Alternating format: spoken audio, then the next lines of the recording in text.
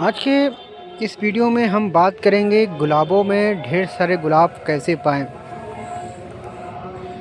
वैसे तो हर flowering plant को बहुत ज़्यादा उर्वरक क्षमता वाली खाद चाहिए होती है, परंतु गुलाब ऐसा है, ये आपको 12 मास यदि आप इसमें अच्छी खाद रख रखाव या मेंटेनेंस करते हैं तो ज़रूरत से ज़्यादा ही इसमें फूल और कलियां देखने को मिल सकती है।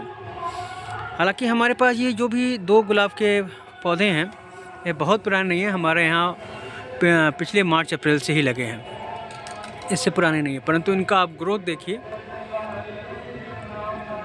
3 फीट के आसपास हो चुके हैं और ढेरों कलियां आती हैं। और उसके साथ इधर भी देख सकते हैं और इधर भी देख सकते हैं ये बटन रोज़, काश्मीरी रोज़ इसको बोलते हैं। तो इनमें कोई ख़ास खुशबू नहीं होती, खुशबू बस देसी गुलाबों में होती है, इसके अतिरिक्त किसी भी गुलाब में नहीं होती है। अब यहाँ पे खड़े होने से, ये ग्रीन सेट लगाने से ये खुशबू जो है ना यहाँ गोल सर्कल में घूमती है, हालांकि इसकी खुशबू उस साइड में नहीं जाती है। यहाँ खड़े होने से इतनी अच्छी खुशबू आती है कि छत पे चढ़ते ही के साथ मात्र 2 पौधे हैं और इतनी ज़्यादा खुशबू देते हैं कि क्या बताऊँ। तो देसी गुलाब में, और चाहे इंग्लिश रोज़ हो, देसी रोज़ है, इसको 2-3 चीज़ें जो चाहिए होती है वो बहुत ज़रूरी है, उस पर फोकस करना चाहिए गार्डनर लोग को।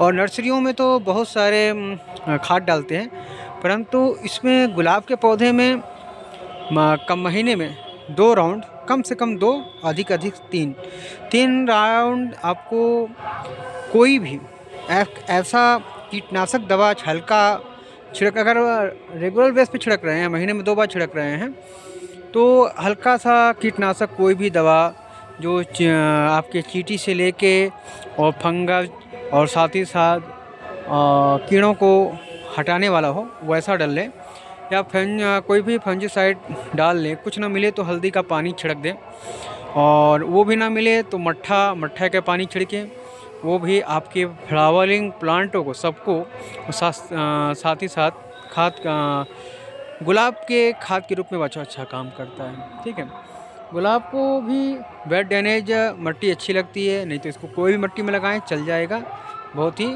अच्छे से चलता है। और गुलाब को थोड़ा सा एसिडिक जो मिट्टियाँ होती हैं वो पसंद होती हैं। तो आप देख सकते हैं जो ब्लैक सा ये है, ये हमारे हवन वगैरह होता है तो गोहरी का राख है, राख थोड़ा एसिडिक होता है, वो डाल देता हूँ। और उसके साथ साथ इसको आपके यहाँ यदि नींबू आते हैं, नींबू पीते हैं शरबत वगैरह, तो उसके छिलकों को फेंका ना करें, उसके छिलकों को भी आप काट के या ऐसे ही साबुत छिलकों को गुलाब के पास फेंक सकते हैं। उससे क्या होगा कि गुलाब के अंदर एसिडिक जो खटापन होता है नींबू का वो आएगा, और फूलों की कॉन्ट्रास्ट और फूलों की क्वालिटी और क्वांटिटी ये तीनों बढ़ के आएगा। ठीक है, तो ये प्रकार अगर आप करते हैं फूलों का रख रखाव तो बहुत ही अच्छा ग्रोथ देखने को मिलेगा। वैसे तो इसका ग्रोथ और ख़ास करके फ्लावरिंग का ये जाड़े का ही टाइम अच्छा है, परंतु आप अच्छा रख रखाव करते हैं, खाद पानी टाइम से देते हैं, तो ये आपको गुलाब के फूल 12 मास मिलेंगे। यहाँ तक कि अच्छे से केयर करने पे इंग्लिश रोज़ भी जो हैं, जो सिर्फ जाड़े में अपने यहाँ होते हैं, वो भी 12 मास होते हैं। हाँ, फूलों की क्वालिटी और फूलों की क्वांटिटी और साथ ही उसकी साइज़ छोटी हो जाती है, परंतु इंग्लिश रोज़ भी गर्मी में भी फूल देते हैं यदि आप उसको अच्छे एनवायरनमेंट में रखते हैं। प्रचंड गर्मी में उसे छाया देते हैं तो हल्का हल्का छाया में रखें। और जैसे इस जहाँ ये लगा हुआ है यहाँ पे तो धूप जो होती है जाड़े में 11-12 बजे तक आती है और गर्मियों में 9-10 तक आ जाती है, परंतु अब मैं यहाँ ग्रीन शेड जो डाला हुआ हूँ ये ऊपर से लेके पूरा यहाँ से लेके तक यहाँ तक डालूँगा, क्योंकि इधर का जो सेक्शन है वो खास करके मैंने गुलाबों के लिए डाल रखा है, खुशबू अच्छी आए इसके लिए डाल रखा है। सीढ़ी पे चढ़ते हवाओं के द्वारा वहाँ तक खुशबू जाती है, और कुछ नहीं, आप यहाँ पे आके बैठें तो ये गुलाब के पास बैठने तो बहुत ही अच्छी अनुभूति होती है। और खुशबू तो पूछो ही नहीं, कैसी खुशबू, अजीब सी बहुत ही अद्भुत खुशबू मिलती है यहाँ पर। तो यहाँ पे जो भी आप करते हैं अपने फूलों के लिए, ख़ास करके लिए उसकी मिट्टी से ही शुरुआत हो जाती है कि आपका फूलों का बगीचा कैसा मिलेगा, नीचे मिलेगा जाड़ी के मौसमों में। यदि आप गमलों में लगाते हैं तो गमले में कम से कम 70% खाद रखिए, चाहे वो वर्मी कंपोस्ट हो, चाहे वो गोबर का खाद हो, कोई भी खाद हो। रासायनिक खाद को मत 70% करिए, नहीं तो पौधा के इंस्टेंटली जल जाएगा, ठीक है। रासायनिक खादों को छोड़ के आप प्राकृतिक जो खाद हैं, लीव कंपोस्ट, वर्मी कंपोस्ट, काऊ ड्रम, ये सब आप डाल सकते हैं। बहुत ही अच्छे एक्स्ट्रा भी डाल सकते हैं, 80% 90% में डाल दें तो पौधे और ज़्यादा स्ट्रॉन्ग और ज़्यादा क्वांटिटी में फूल देंगे और साल भर तक कुछ नहीं करना पड़ेगा। जैसे कुछ प्लांट हैं जिनको ज़्यादा छेड़छाड़ की ज़रूरत नहीं होती, खास करके एडेनियम को, तो उनको बस साल में एक बार, पिछली बार साल में भरा था मार्च अप्रैल में, वो अभी तक चल ही रहा है। अब मैंने तो इसमें गोबर का पानी डालना शुरू किया हुआ है, गोहरी का पानी, तो उससे मेरे को अब खाद देने की भी उसको आवश्यकता नहीं है, क्योंकि उसको ज़्यादा छेड़छाड़ पसंद नहीं होती है। तो उसके लिए एकदम लो मेंटेनेंस प्लान है, तो उसके लिए भी। बाकी गुलाब के लिए इसको गुड़ाई करना ज़रूरी है, जो आप ये देख रहे हैं। पर गुड़ाई कम से कम महीने में एक बार अच्छी गुड़ाई, कम से कम 2 इंच तक गुड़ाई अच्छे से करें, ज़मीन क्यारी में है तो, और गमले में है तो आधा इंच 1 इंच गुड़ाई हर 15 दिन में करें। तो आपको गुड़ाई करने से मिट्टी थोड़ा पोरस हो जाती है, मिट्टी में ऑक्सीजन की क्षमता तेज़ हो जाती है और मिट्टी जो है बहुत ही अच्छा रिजल्ट देता है आपको। और ये जो आप छिलका उलका देख रहे हैं, ये फालतू को मैं नहीं डाला गया, ये सब खाद बनाने के लिए डाला हुआ है, ताकि गुलाब को मेरे पास एक अभी फ़िलहाल में सिर्फ गुलाब ही एक ऐसा पौधा है जिसे इसमें ज़्यादा खाद की आवश्यकता है। बाकी का कोई फूल का पौधा मेरे पास खास नहीं है, एडेनियम को छोड़ के। तो अभी ये जो क्यारी देख रहे हैं, तो अभी फ़िलहाल इसमें मिर्ची और कुछ पौधे और लगे हैं। बाकी ये सेक्शन पूरा फूलों के लिए, खास करके गुलाबों के लिए। इसमें पूरा यहाँ से लेके वहाँ तक मैं गुलाबों का कलेक्शन करूँगा, तरह तरह के गुलाबों का।